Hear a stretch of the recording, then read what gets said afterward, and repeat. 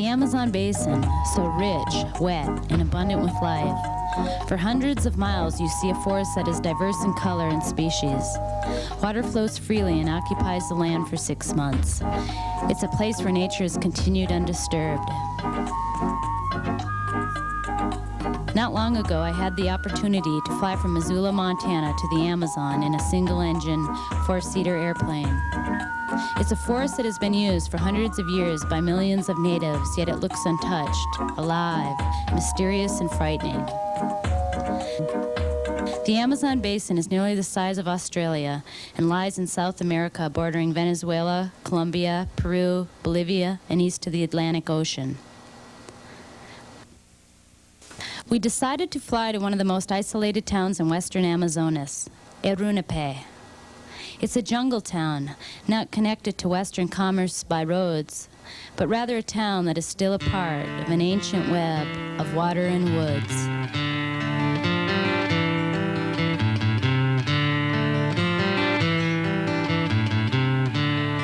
While flying over solid jungle for 2 days, I could see small cuts in the jungle where people have cleared the land, and I could see glimpses of palm huts and wooden canoes. I couldn't see the people, but I had a sense of where they lived.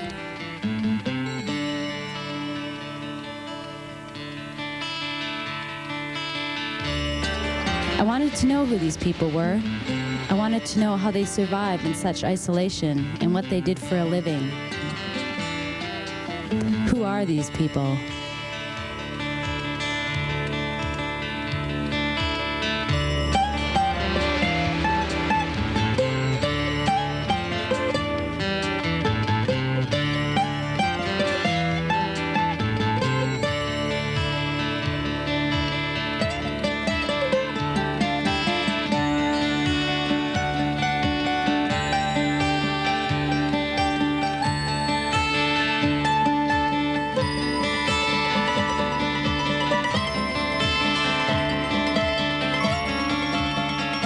We arrived in Erunape in June. It was the dry season and the river was down 20 feet. The city streets were slowly falling into the river. Erunape lies on the banks of the Juruá River, a lazy tributary that feeds into the Amazon River.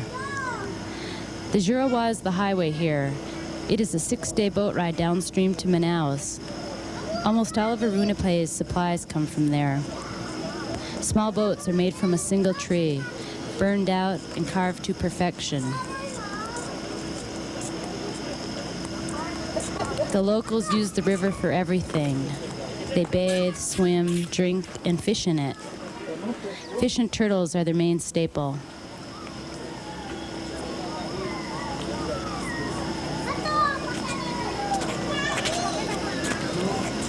Erunape, once a booming rubber town, has little rubber to export now because natural rubber is not in demand. Most of the boats stay tied up. They're empty. Few commodities are leaving, and the supply boat seldom comes. People just sit and wait in this calm, lazy town.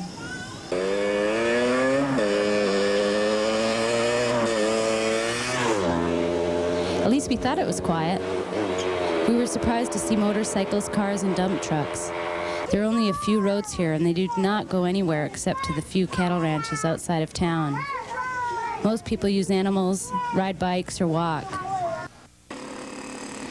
Those who have the privilege to drive don't know how. Watch this.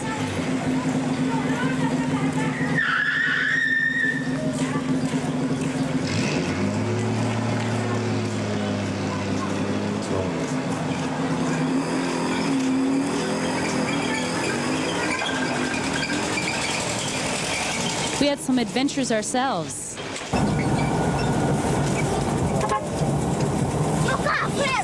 While driving around with the vice mayor, he showed us his town, the progress of his government, and the industries that kept the town alive. He told us that agriculture and land development is the future. Cattle ranching is fairly new and big business in the Amazon. This ranch has been here for 12 years and sells only a small amount of meat to the townspeople. The timber industry here is suffering. To ship trees is costly, and many cut logs sit and rot on the land or in barges. In its lifetime, this rubber tree can produce enough rubber for 500 truck tires. This is the reason why hundreds of thousands of men came to the rainforest in the early part of the century. A Serengero goes into the woods, builds a shack, cuts rubber, works for a patron, and does that until he dies. Olha, eles saem 1h da madrugada, repare com tempo desse, né? 1h da madrugada. They leave at 1 Tem deles que chegam. We Serengeros suffer a lot. We have no hospital. The doctor stopped coming, and we have no schools for our children. Now we suffer in the city.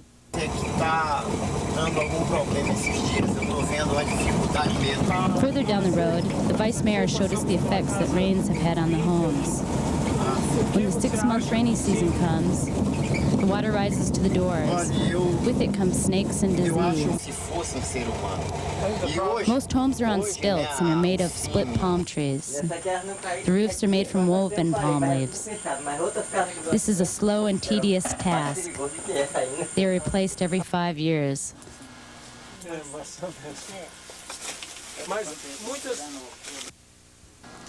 Posters of politicians and catalog pages cover the walls.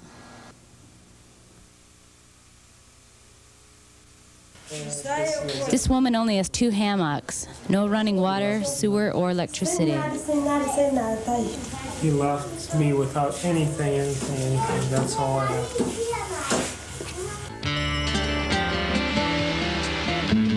Those who are abandoned have a grim future. Women start having babies as early as age 14. Most are married with few children at age 17 and then abandoned by their men. Some are bought at the age of 11 by the rich landowners and are sold as virgins. Few stay in the school past 8th grade.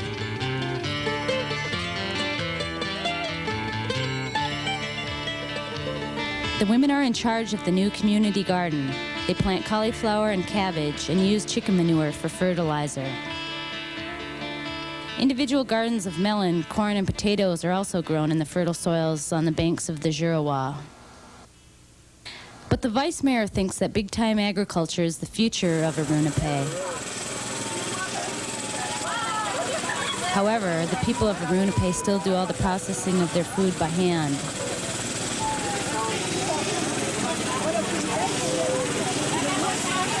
Manioc is the staple food here.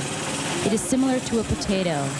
The tuberous roots are dug up, soaked in water to release the cyanide, then pressed, heated, and dried. It is used like flour in cereal.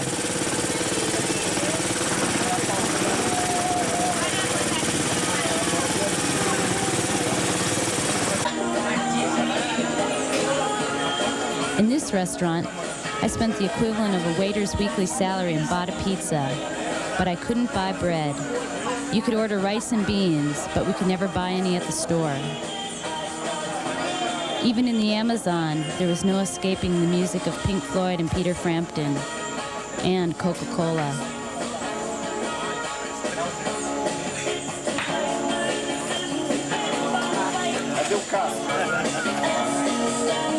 The vice mayor invited us over for a little celebration of his son's birthday. I rarely saw the women, who were inside preparing the food, while the boys drank cerveja and cachaça. They played games, sang songs, and cheered on their country's team in the World Cup finals. A bit of middle-class prosperity hidden beneath palm fronds and olive trees.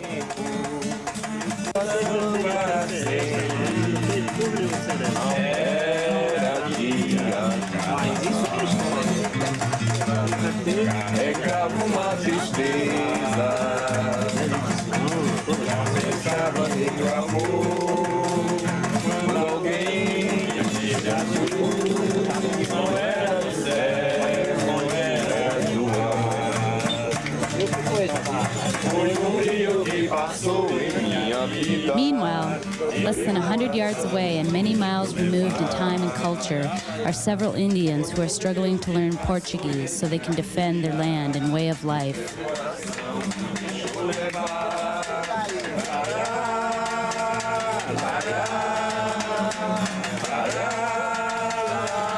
When I first walked into the back room of Casa Cana Marie, I saw something different. 7 pairs of brown eyes, strong dark bodies and bare skin. They had come from someplace else.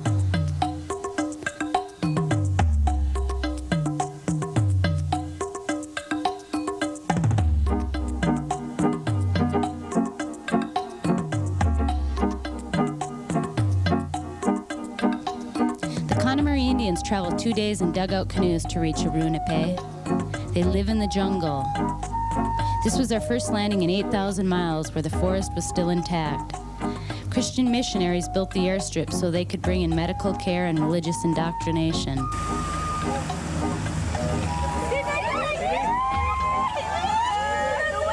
Dong pagkakasya dong kataling. Dong apa itu? Wapo? Tata? Batin wa banda. We arrived unannounced. The Connemara Indians thought we were the medical plane bringing in antibiotics for a gonorrhea epidemic that the Indians had picked up in Arunape.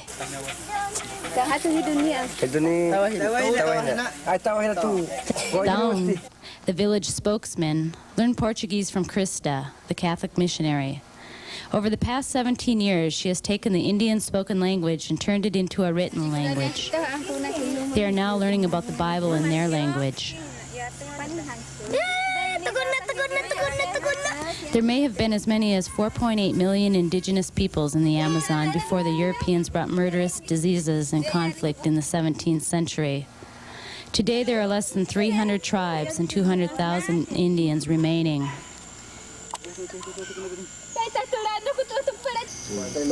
This is a settled tribe. They live on the land owned by a rubber baron. Some are learning Portuguese so they can fight for their land. Despite the fact that they have had contact with white man for at least 50 years, the Connemara are happy people. They are very social, and the community living keeps them independent from Westerners. If the missionary was to leave, their lifestyle would not change.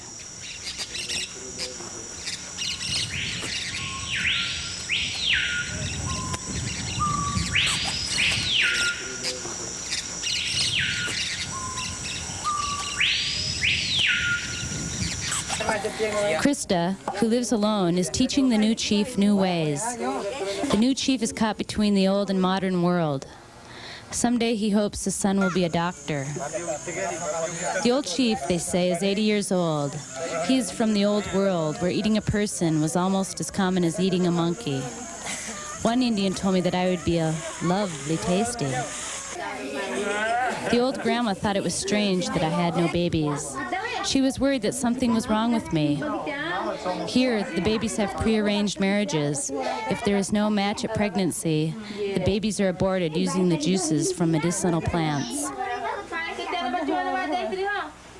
Once you start, how would I show everything? There is a tight bond between the women and children. All day long, they are strapped at the mother's side. By age 4, the girls are gathering and preparing food, carrying heavy loads, and looking after the younger kids.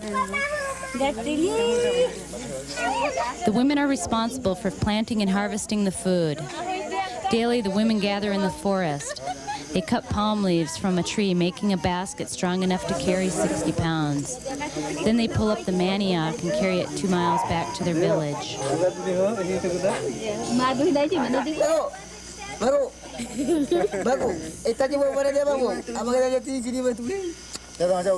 The latest technology in the village is diving masks. Pochawa and Mokawa just received 2. Otherwise, their fishing remains primitive.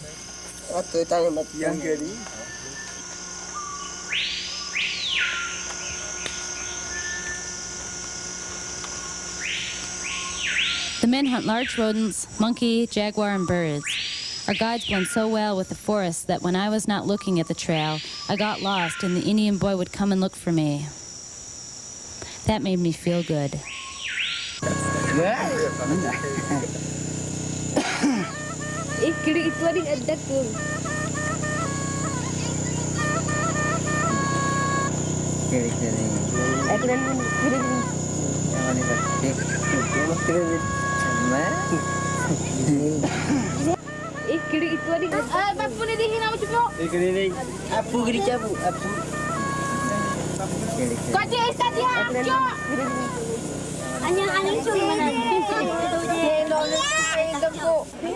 Di pa itaw kalimahin itu. Tiga aja nih, kuning berdua.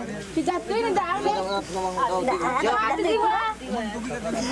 Bapu ni dihina mo cubo. Tiga nih, apu gini cabu, apu. This woman's baby broke her leg, and we were asked to fly the woman and her baby to Arunapay. She had never been in an airplane before. There were no sheets, water, or food at the hospital, so the husband threw a couple of fresh catfish into the plane for her to eat while she was there. They loved the wind that the airplane made.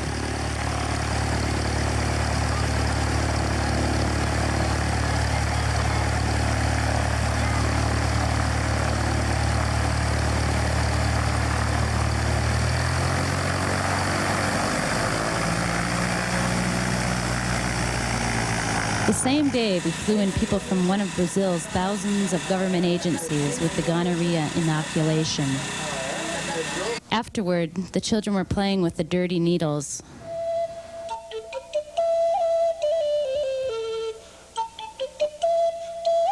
They used the needles to poke holes in seeds so that they can make necklaces. The government workers don't see a problem with that.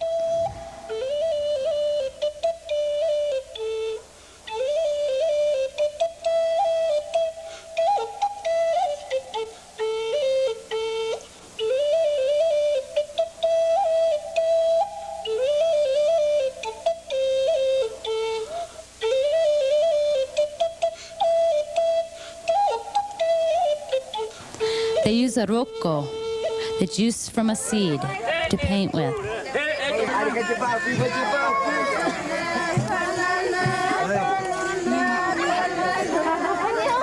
We were preparing for a party.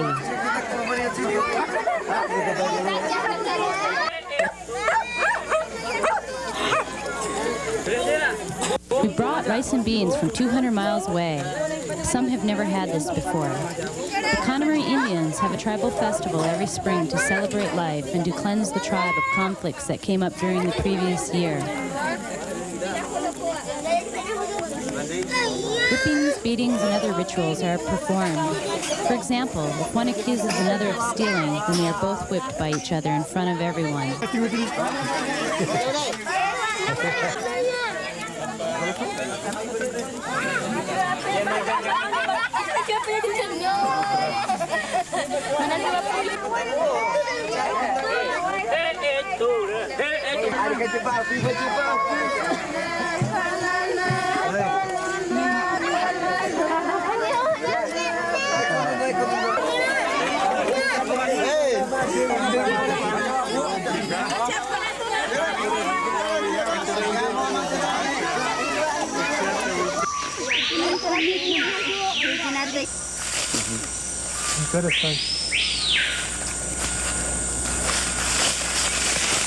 When you want to marry a woman, you cut down this tree and take it in hand to the woman you love and give it to her.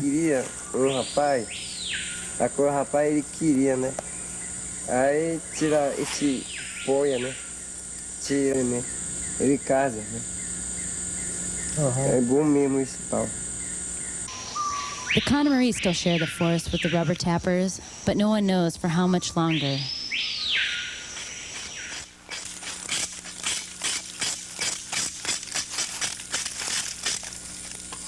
Antonio Nicolai has shared the forest with the Connemara for 25 years. He is a rubber tapper who started walking the estrada, or rubber path, at age 5 and started harvesting rubber alone at age 11. Cutting rubber was good then, he said. There was no other way of living.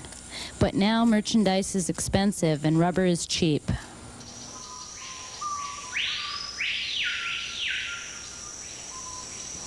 A seringuero can only cut a quarter-inch into the bark, so you don't kill the tree. Then you come back for it after cutting all day. He also pays rent on his land and rubber to a seringalista, or a rubber baron. In today's market, a day's worth of cutting buys only a pound of sugar. Despite all his hardships of surviving in the forest, he was the happiest rubber tapper we met.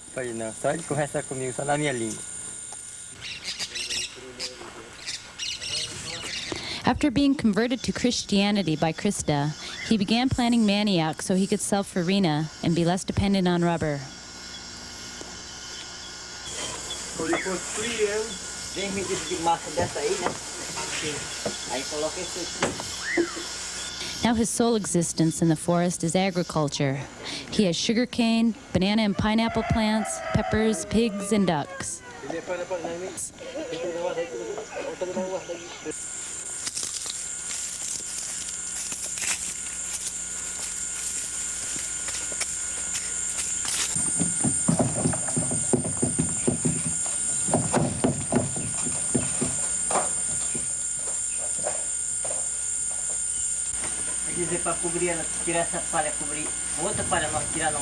Even though Antonio lives a successful and rich life in the forest, he is faced with the concerns of his wife. She wants to leave the forest. She wants her children to be better educated. She wants to be near her friends, and she is tired of living a hard, lonely life. I am leaving forever, she told us. Eu conheço alguém que foi atacado? Eu tenho primo que ele tem a mão rasgada assim, aí o jacaré pegou ele. Antonio told us that people are leaving the forest like ants. There is no future in rubber tapping. I personally like it here because I was raised in the forest and everything is easy here. It will make me sad to leave.